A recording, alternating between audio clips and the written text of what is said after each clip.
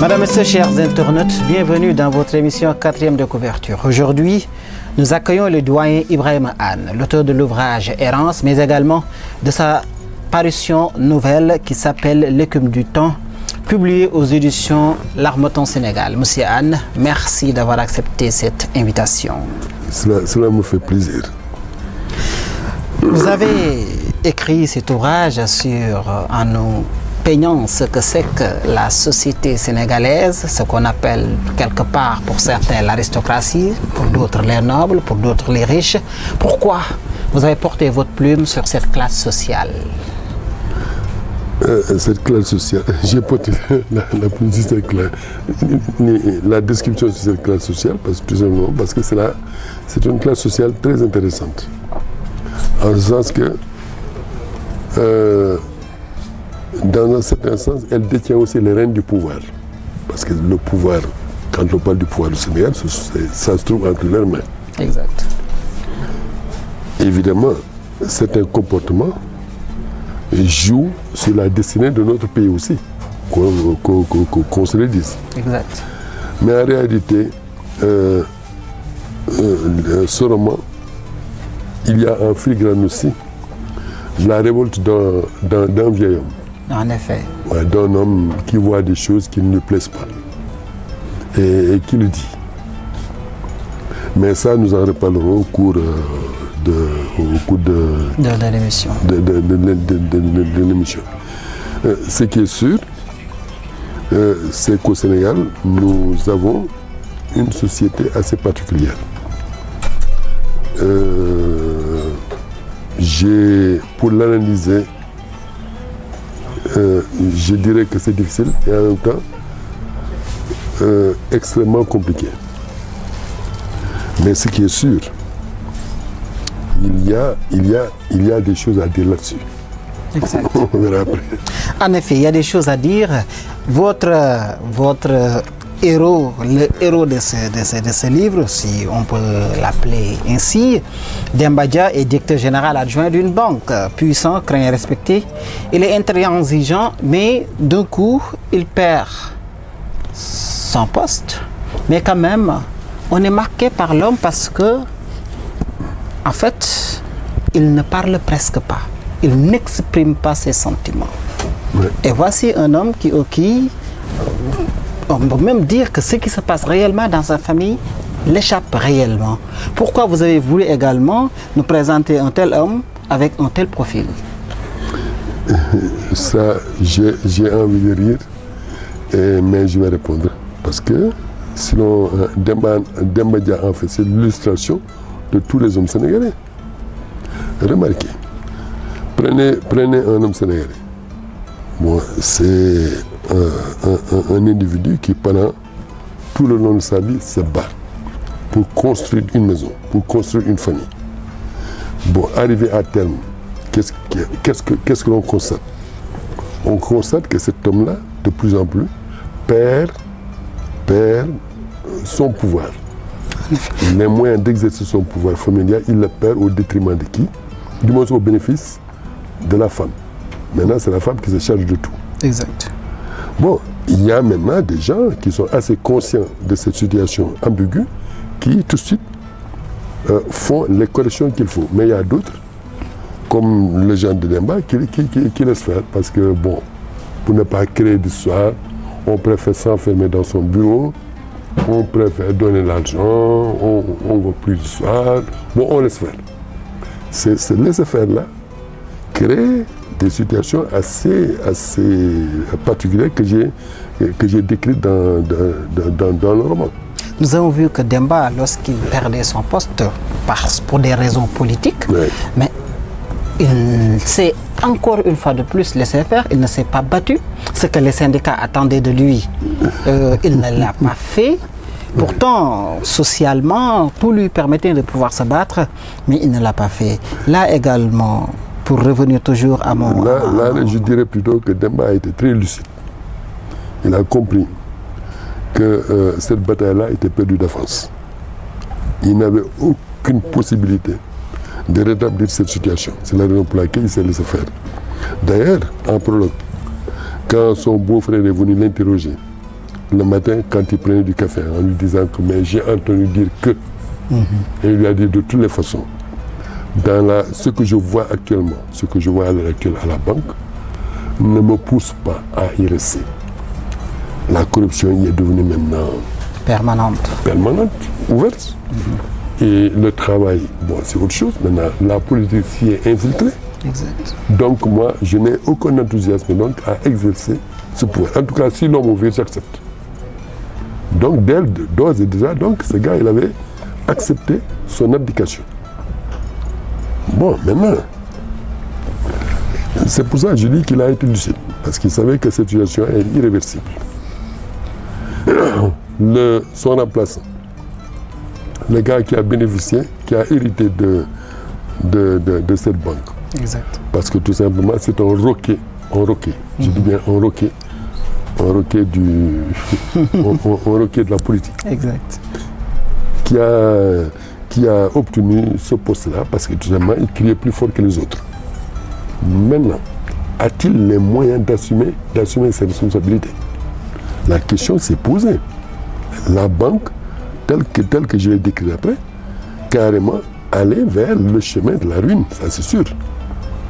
Quand tout de suite, voulant rendre des services à ceux qui l'ont aidé à monter au pouvoir, maintenant il rend donc tous les services financiers. Et tout ce qu'on lui impose, donc il accepte. Ce qui est bancable, ce qui est normal, ce qui n'est pas normal, il accepte. Donc tout de suite, le canevas donc, de la ruine donc, se dessine. C'est la raison pour la revenir à Demba est lucide. Au-delà maintenant de cette affaire-là, la relation entre Demba et sa femme, entre Demba et son fils aîné Mamadou, surtout pour des raisons également quelque peu professionnelles liées peut-être à un crédit qu'il avait fait en soudoyant son père, Demba ne supportait presque plus, n'acceptait plus Mamadou comme étant son digne fils. Oui. Mais finalement, c'est le même qui lui a quelque peu rendu sa dignité lorsqu'il repartait également dans cette entreprise en lui donnant une très très belle voiture. Oui. Comment expliquez-vous ce paradoxe? Non, ce n'est pas un paradoxe. Oui. Ça va naturellement dans l'ordre des choses. Vous savez, un père de famille, du moins le géniteur, celui qui a enfanté un enfant ne peut jamais le distraire définitivement de sa vie. Ce n'est pas possible. On peut dire, l'Olof dit que c'est pas possible. Ça, vous pouvez, dans tous les cas de figure, ça revient toujours au même. Pour revenir à cette situation-là, le comportement de Demba, le comportement de Mamadou est motivé par le comportement de son père. Il est arrivé, il se trouve dans une situation. Bon, il a obtenu son premier contrat. Ce contrat est adossé à des obligations. Exactement. Bon, ces obligations-là sont presque définitives. Ou tu fais ce contrat, ou tu disparais. Tu perds, oui. Bon, ayant vu son père, mais son père, en ce moment, se trouvait dans une situation assez paradoxale, assez particulière, en ce sens que, je disais, le poison de la banque était déjà entré dans ses veines. Demba ne vivait plus à la maison, ne vivait ailleurs. Vous remarquez, il ne va nulle part, il n'a pas d'amis, il ne va nulle part. Lui, ses dossiers, son bureau, son lit, c'est tout. Donc, il se trouvait donc dans une situation assez particulière. Cette situation-là le rendait, je dirais presque affolé, aveugle. Il ne pouvait ni voir, ni entendre, ni rien. Il ne comprenait pas. Donc, quand le fils, pas de subterfuge, il faut dire aussi que ce garçon-là n'est pas n'importe qui. Quelqu'un qui fait central, qui sort, il n'est pas bête. Bon, il arrive donc à trouver un subterfuge pour se financer. En temps normal, un père, devant un tel exploit, qu'est-ce qu'il fait? Mais il appelle son fils, il lui dit, écoute, ça. Exact. Mais non, Demba se braque. Demba se braque. Comme ça se passe souvent dans les familles sénégalaises d'ailleurs. C'est une erreur. C'est une erreur. Ouais. Souvent.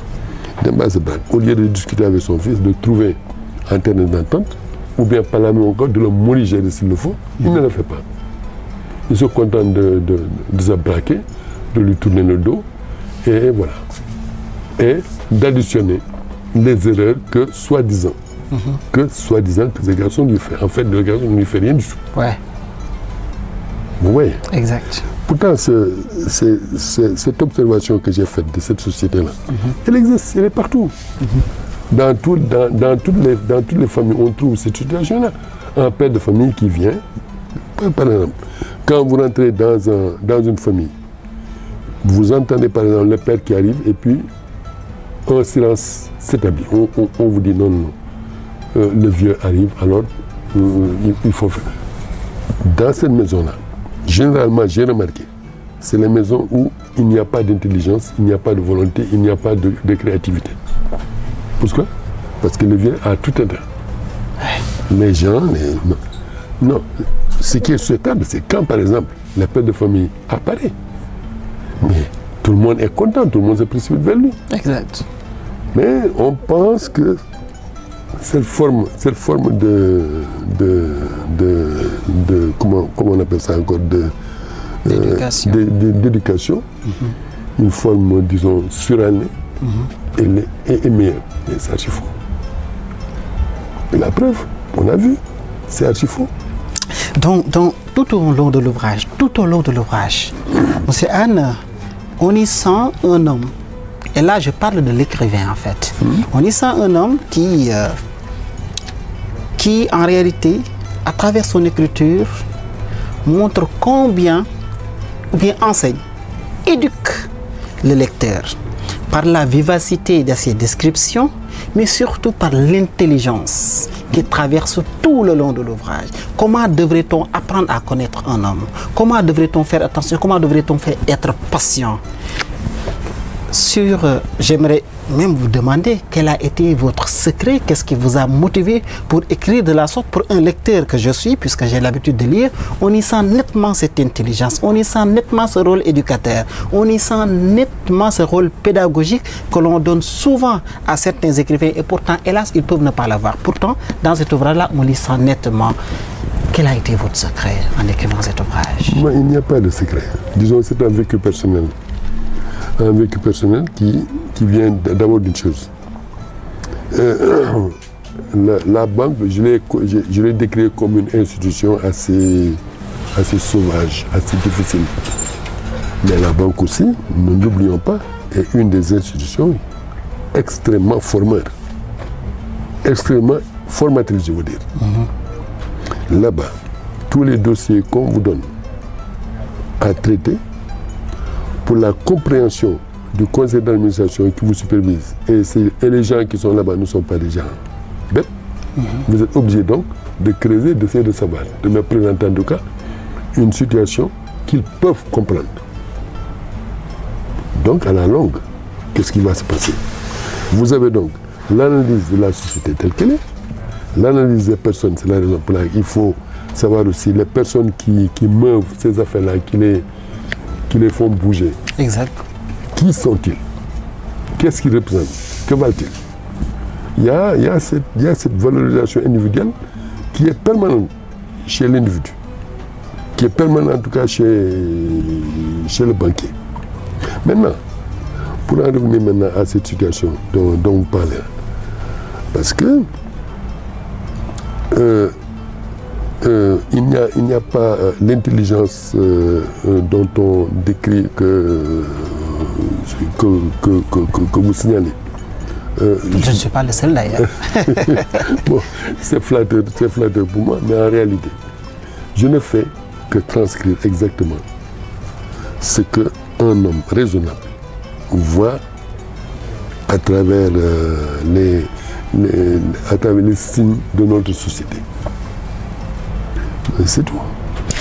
Demba est-il victime de sa société de façon générale? De la société de façon générale? Demba et sa famille. Demba est un triple victime, si l'on veut. Triple victime parce qu'il a eu des responsabilités qui l'ont éloigné de sa famille. Oui. Ces mêmes responsabilités aussi imposent aussi une façon d'être. Rigoureux. Il n'y a pas de compromis possible. Bon, pour ceux qui veulent suivre cette voie. Oui. Il y a d'autres maintenant qui suivent la voie de la corruption. Exact. Ça n'a pas été facile pour lui. Maintenant, au niveau de sa famille, on a vu sa femme qui fait tout pour le circonscrire. C'est-à-dire pour qu'il reste dans sa main. Exact. Bon, maintenant, de l'autre côté, il y a maintenant la société. On a vu maintenant cette société-là, maintenant, même enfermée dans son bureau, cette société-là, qu'il n'aime pas, mais qu'il le retrouve par le biais de ce vieux Diop-là, oui. qui a réussi à s'imposer. Exactement. Bon, ouais, donc, vivre au Sénégal, ce n'est pas facile.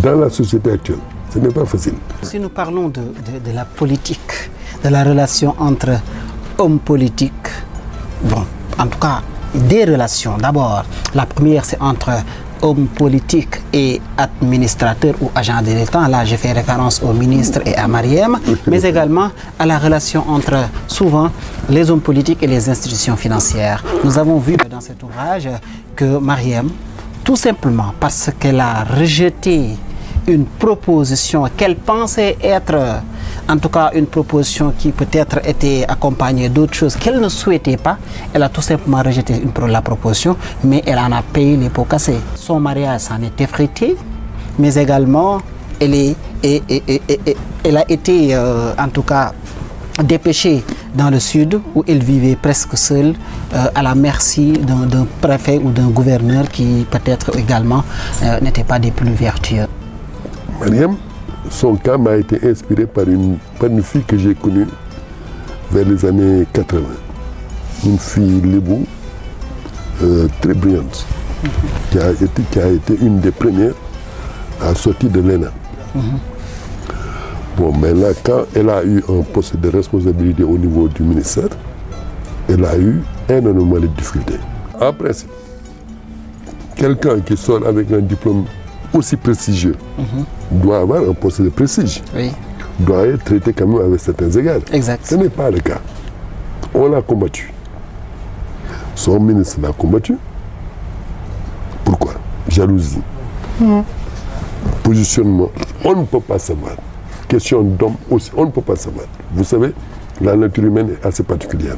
Complexe. Ce n'est pas sans raison que l'autre dit la comédie humaine. Bon, il a parfaitement raison. L'humain est assez complexe. Donc, Mariem, quand, avec tout ça, a aussi fait l'objet d'une manipulation, son mari connaissait bien cette situation-là.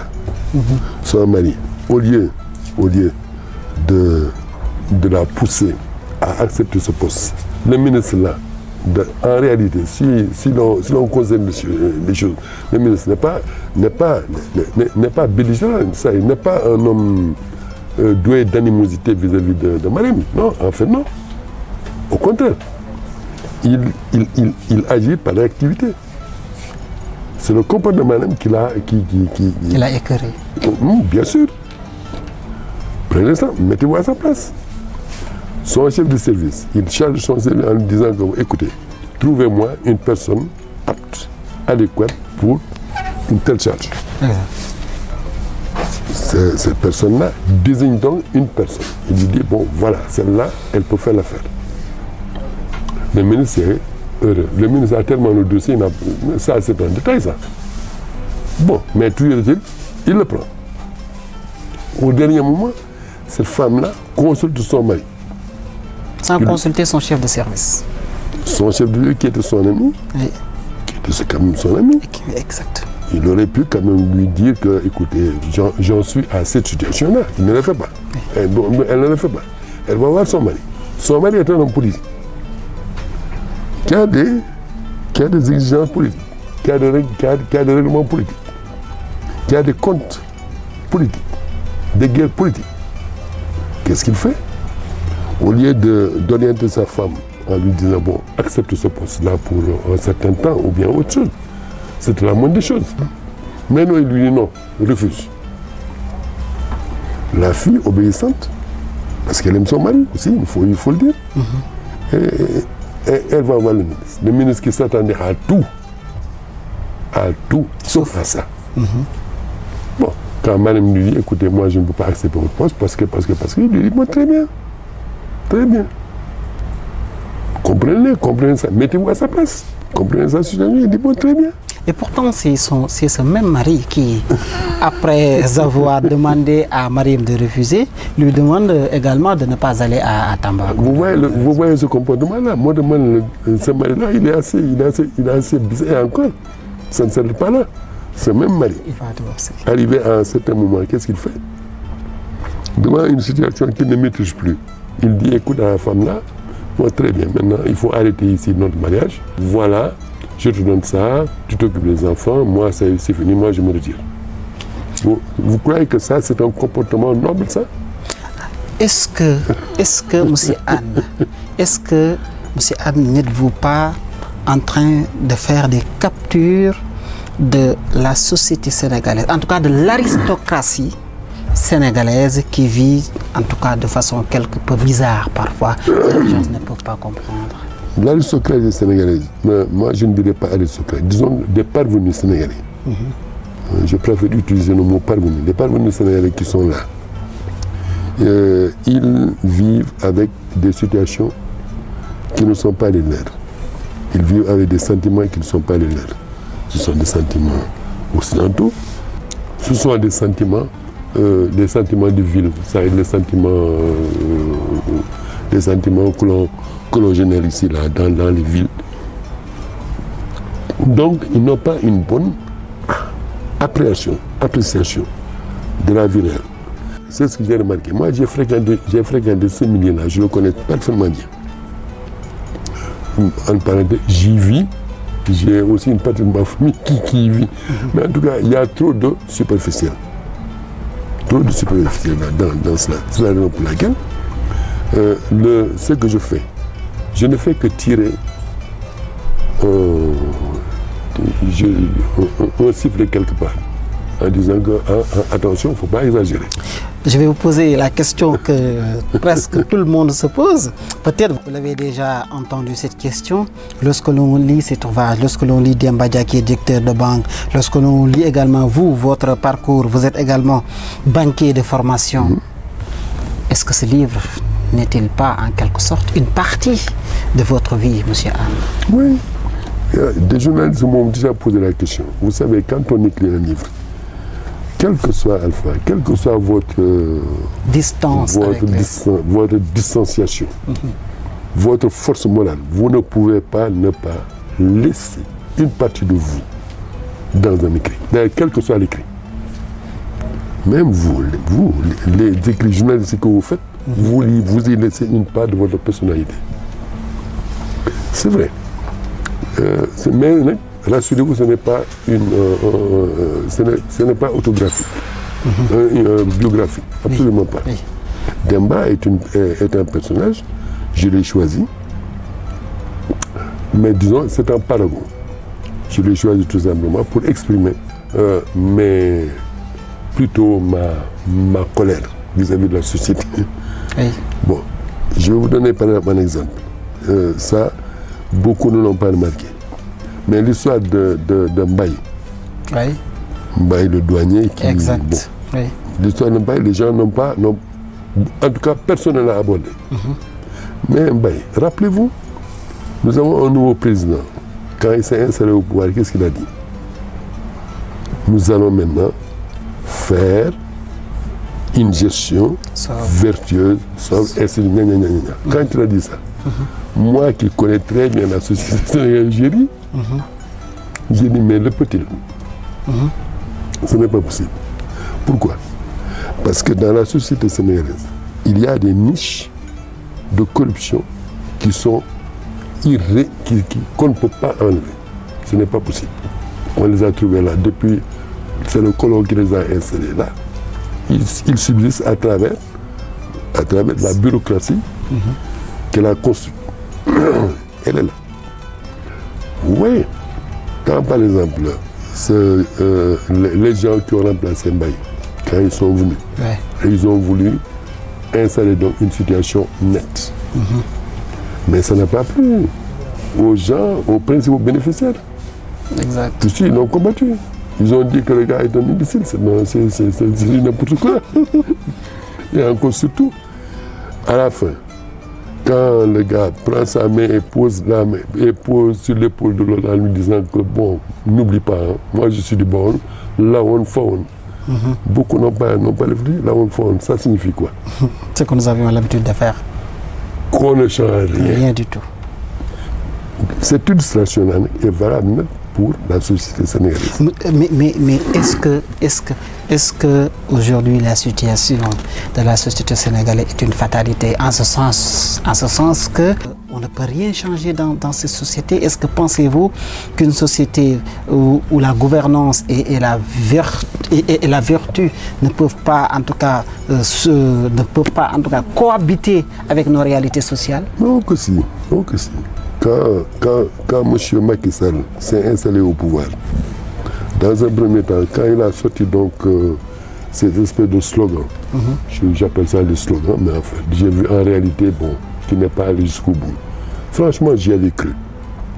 Parce que, quel que soit Alpha, nous ne sommes que des êtres humains.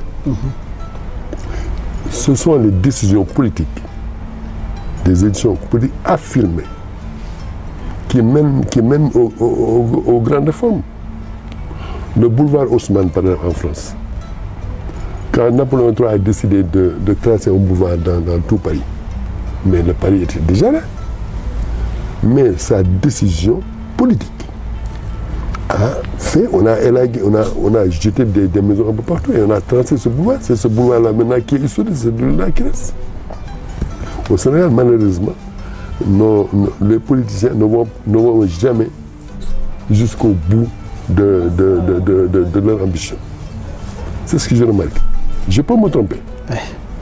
Mais j'estime que si, par exemple, ce fameux slogan-là, bon, vertu, gna gna gna, bon, si... Gouvernance sobre et vertueuse. Bon, si le président Macky Sall, s'il n'y avait pas eu donc ces... Bon, s'il était allé jusqu'au bout, en tenant ferme la barre, en disant que c'est ça, il n'y a plus de compromis. Mais je vous assure que la société sénégalaise allait changer. Mais quoi? C'est quoi? Elle est faite d'hommes, elle est faite de gens, elle est faite de personnes. Et pas des personnes mauvaises. Non, non, non, non, non. Vous, moi, il y a des personnes qui veulent qu'il y ait des changements. Des changements qui soient bénéfiques à la population, qui soient bénéfiques à la société. En effet. Mais il ne s'agit pas tout simplement des changements une situation qui n'enrichit qu'une minorité. C'est ça qu'on a vu. Il y a une minorité au Sénégal qui est là, qui s'enrichit surtout, qui a la preuve. Je ne sais pas si vous avez regardé les terres qu'on distribue un peu partout là, à la plage. Bon, tout ça c'est illustratif.